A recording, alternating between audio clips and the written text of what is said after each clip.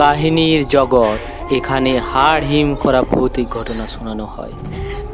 তো welcome back কাহিনীর জগতের 15 নম্বর এপিসোডে। আমি চঞ্চল আছি গল্প পাঠে। আমাদের দেখতে দেখতে 14টি এপিসোড শেষ হয়ে গেল। আজ যে ঘটনাটি রয়েছে অতি অবশ্যই আপনাদের ভালো লাগবে ও আপনাদের হাড় কাঁপিয়ে দেবে। কাহিনীর জগতের 15 নম্বর এপিসোড শুরু হচ্ছে এখন।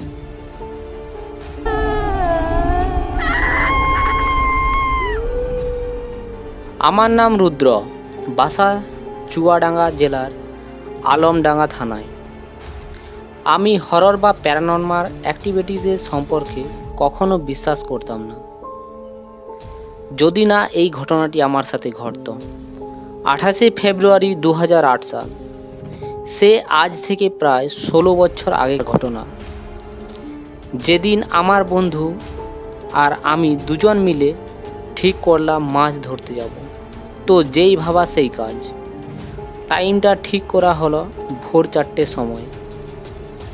আমার বন্ধু সাহেদ রাতে ডাক দেওয়ার সাথে সাথে আমার ঘুম ভেঙে গেল। আমার মাছ ধরার খুব শখ, তো সেই কারণে উত্তেজনায় সারা রাত ঘুমোতে পারিনি। দরজা খুলে হাঁটা শুরু করলাম।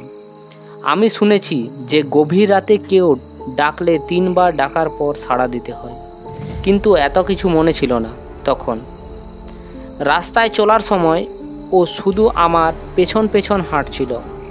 আমি যতই বলি আমার পাশে আসতে, সে মানল না। গ্রামের মাঠের আল দিয়ে হেঁটে আমরা একটা ছোট্ট পুকুরে পৌঁছলাম।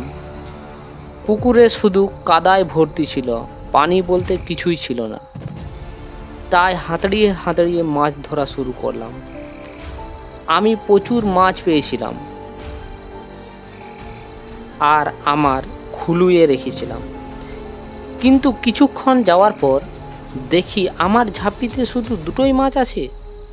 আমি মাছ ধরতে ধরতে দেখি আমার পেছন থেকে আমার বন্ধু ঝাঁপিতে হাত ঢুকিয়ে একটি একটি করে মাছ গিলে গিলে খাচ্ছে। চারদিকে জোছনা থাকায় আমার কিছুই বুঝতে অসুবিধা হলো না।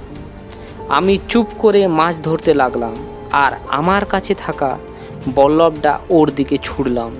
তারপর কিছু না ভেবেই দৌড় দিলাম। বাসায় পৌঁছানোর পর আমি জ্ঞান হারালাম।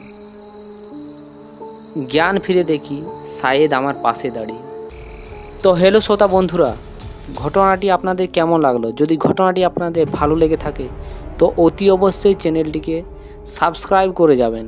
আর যারা সাবস্ক্রাইব করেছেন তাদেরকে অসংখ্য অসংখ্য ধন্যবাদ।